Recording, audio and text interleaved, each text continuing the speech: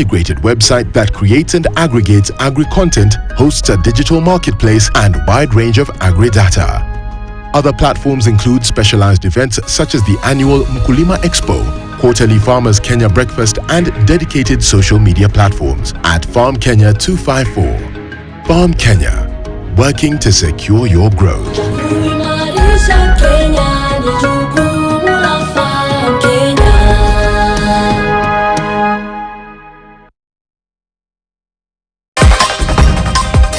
Kenya ni taifa letu, tunalipenda.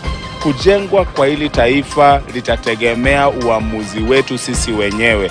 Kusimama kwa hili taifa baada ya tarehe ya uchaguzi ujao itategemea na uamuzi ambazo sisi wenyewe tutakaoamua. Kama tutaamua kuibomoa kwa sababu ya kujaribu kufurahisha watu binafsi wachache ambao ni wanasiasa ambao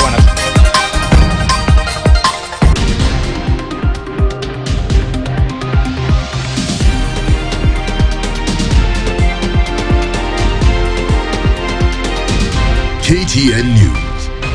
Get the whole story.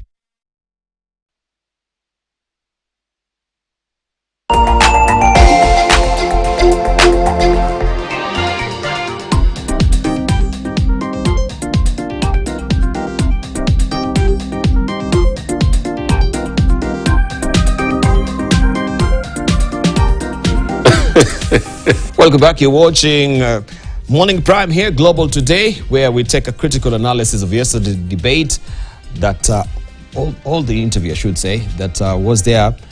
And we had William Ruto talking on a raft of issues, one of which is also security, a poignant question. He was asked about Kerio Valley. Let's listen in.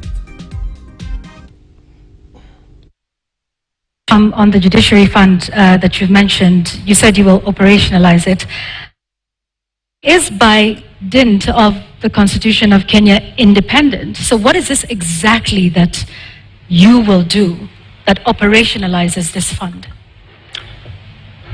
You see, independence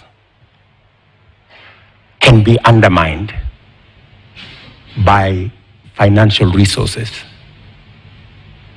The reason why the judiciary has been raising this issue over and over is because, much as they have their independence, their financial requirements are still subject to other pieces of legislation, which is against the Constitution.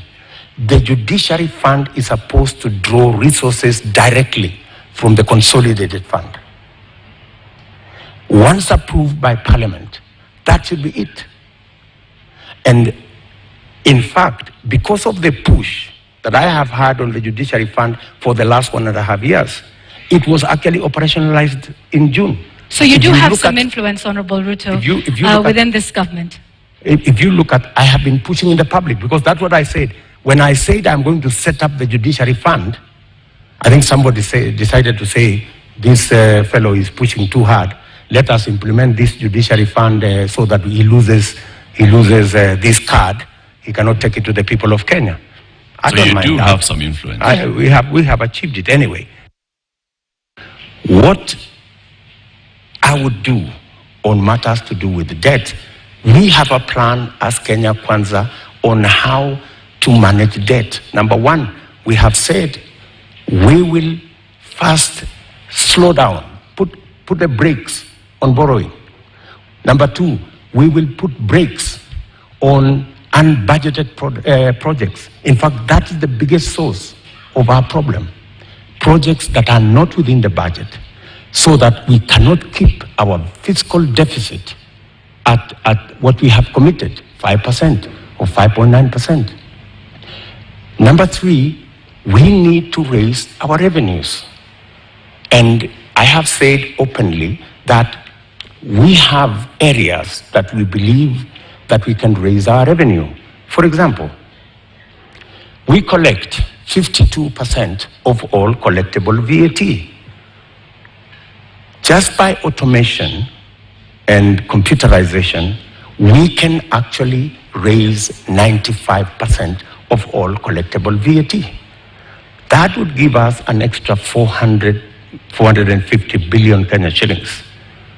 And added on to that, if you raise that kind of VAT, you can equally raise from corporate tax an additional 200, maybe 150 billion shillings. So there is room to raise additional funding.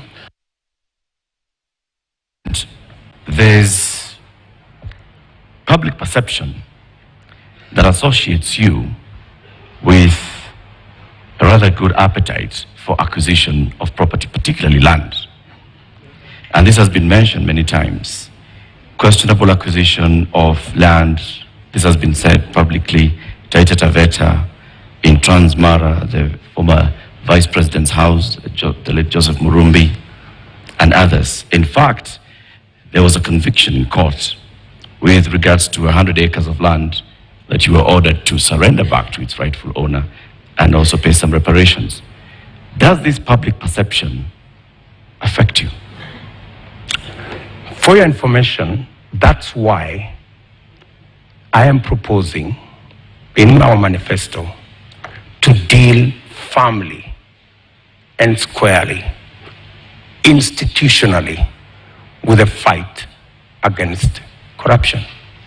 Because allegations are made, left, right, and center. Any piece of land that I have is legally acquired.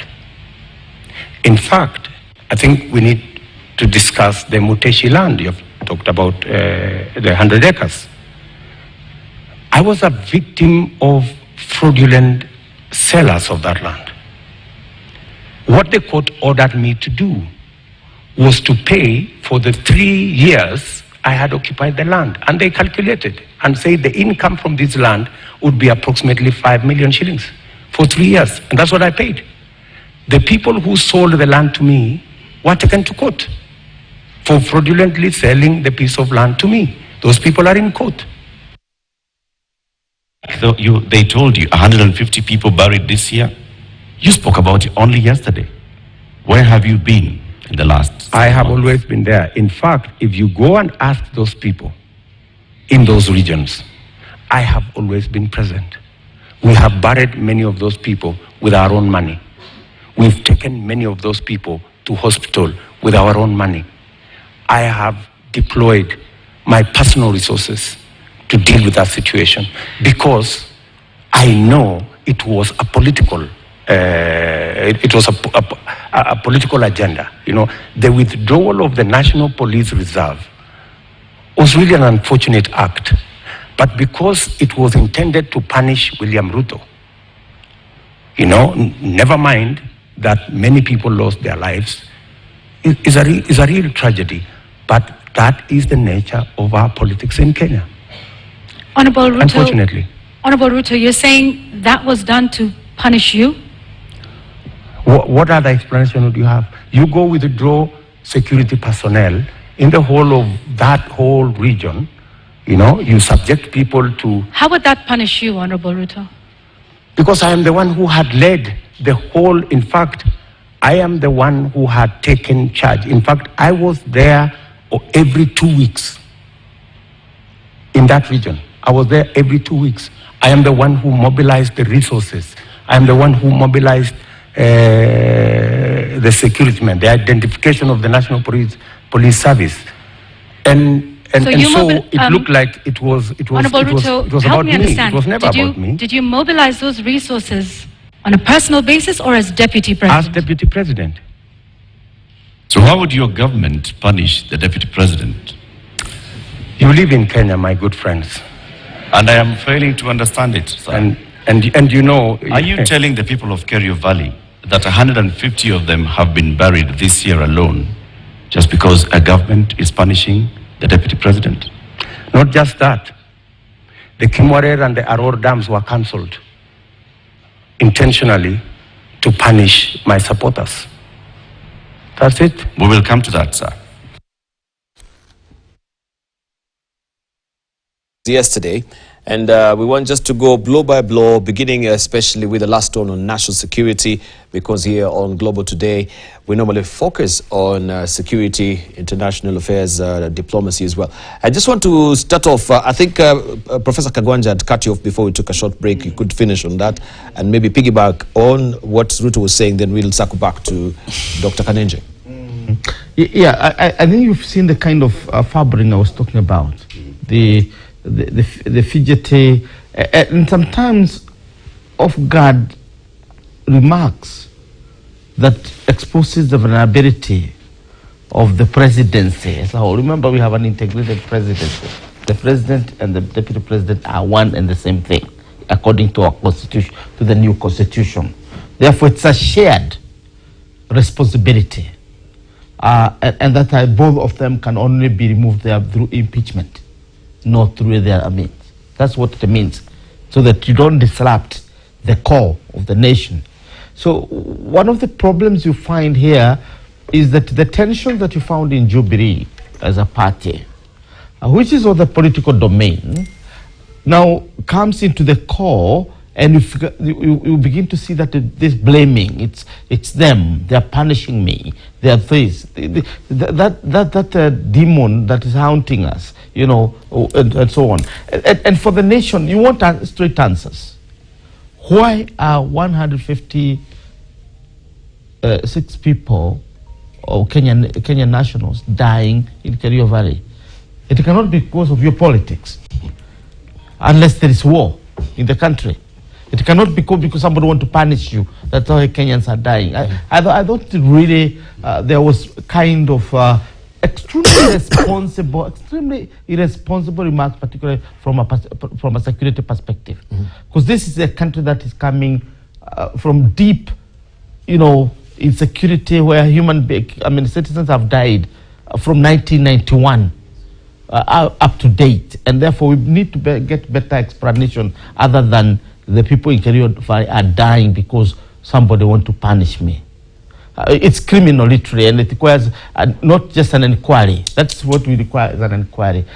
So that's what I wanted to say. The other thing I wanted to add to this is that, again, and you can now begin to vindicate Raila Odinga, and I think that man is wise. Because even when you are alone, you are still not debating your opponent. I never heard about the manifesto is good or our manifesto is better than them in terms of that debate.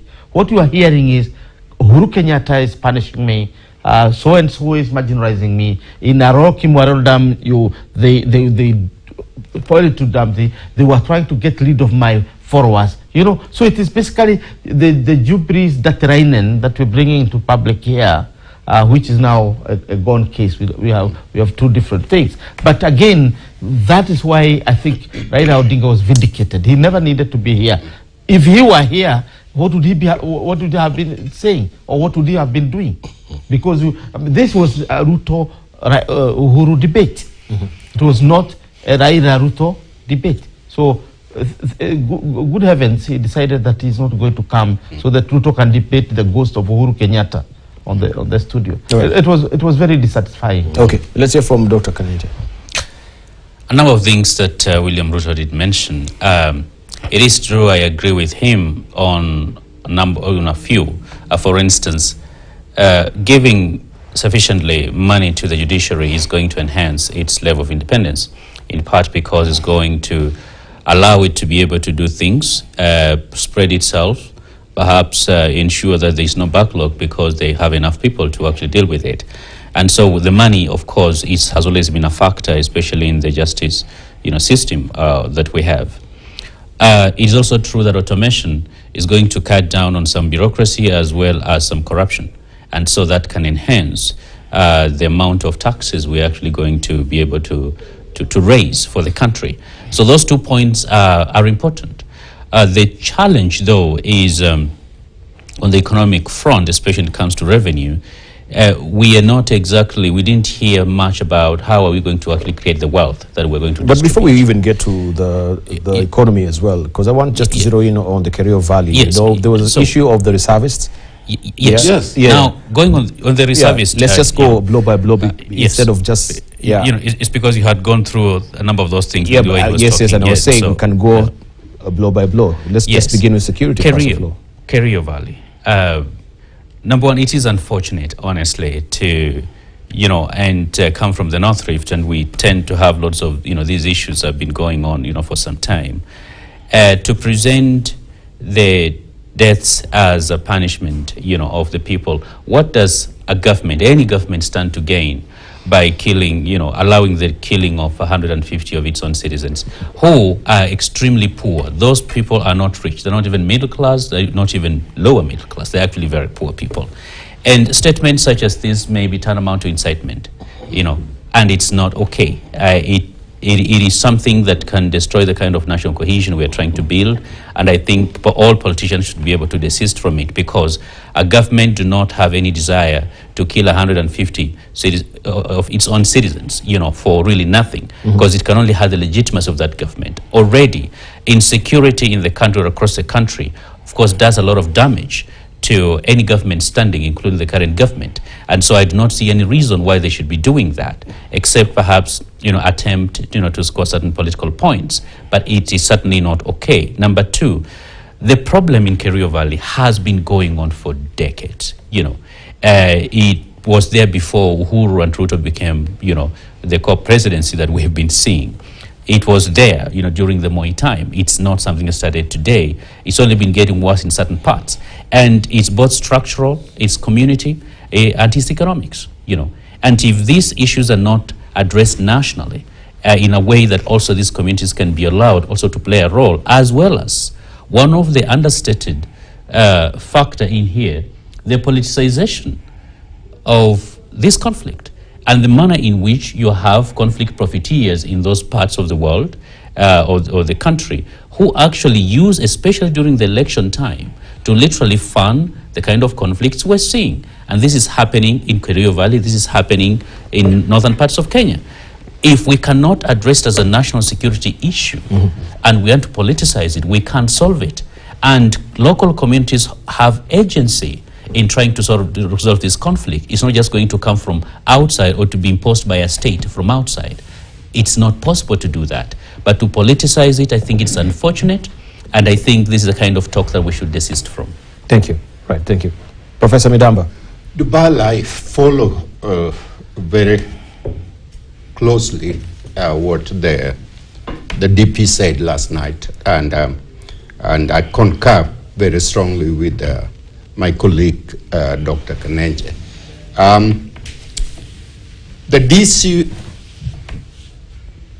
The DP went in there for sympathy, and talking about his own money, spending his own money. Why is he spending his own money?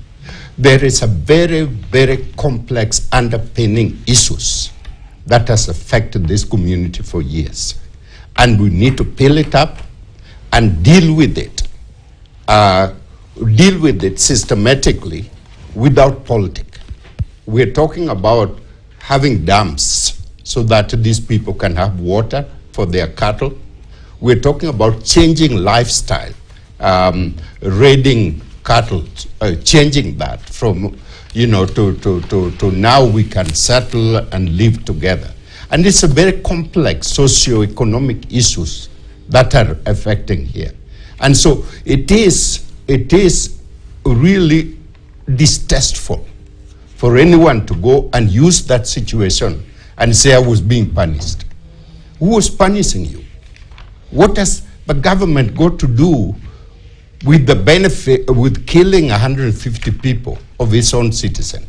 I thought it's a cheap politic, Duval, and he need to move out of there if he wants to be president one day of this country, and such that he can deal with the issues in a way that Kenya citizen that resonate with Kenya citizen and understanding where we need to go. The security issues are very serious domestically, and also we are facing cyber security issue from outside, which is going to impact our system, our election, our way of life.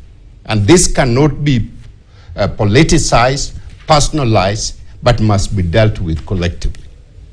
But the issues that were raised by him also, Jermaine, that if at all, then we had police reservists and we had the state operatives saying that, he is bound to use this particular reservist for his own political experience at some point.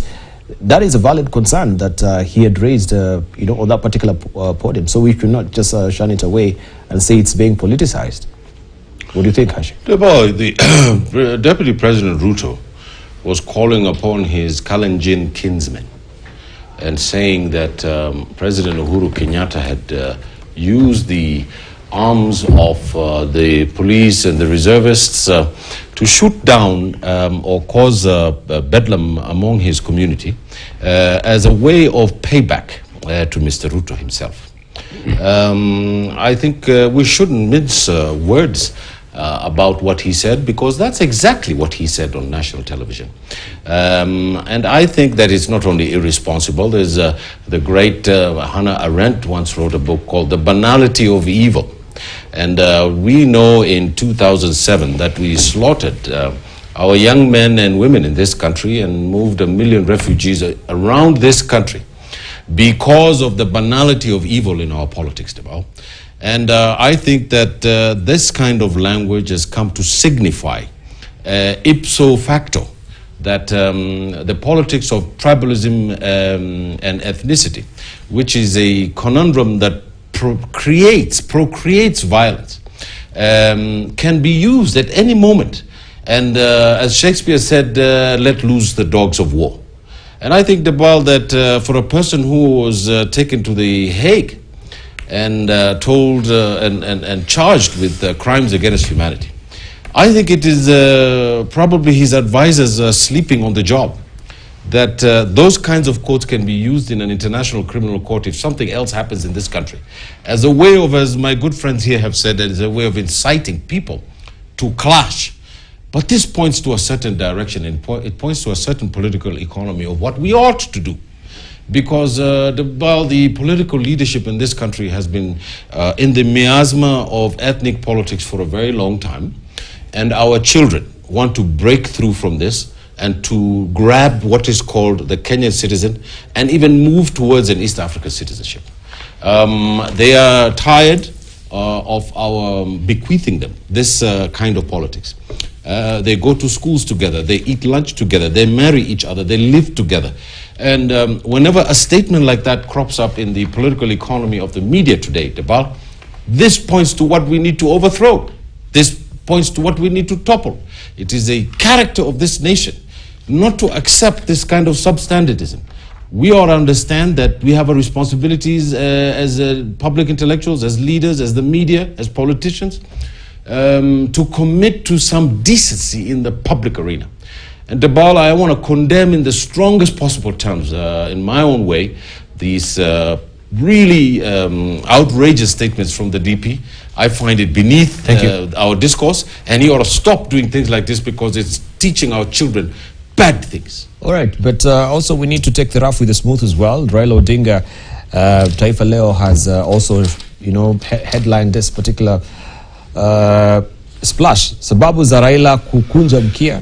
Yeah, we want to know why also he had actually had to kunja mkia.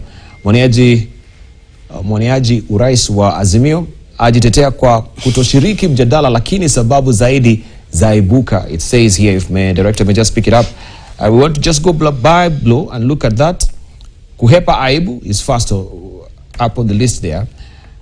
Mijadala miwili ya awali ya ugavana Nairobi na wawaniaji wenza wa urais ilionekana kutawaliwa na Kenya Kwanza, hivyo Raila hangetaka marudio sawa. It says uwezo wa Raila kushiriki mjadala unatatizwa na umri wake uliosonga ikilinganishwa na mpinzani wake William Ruto.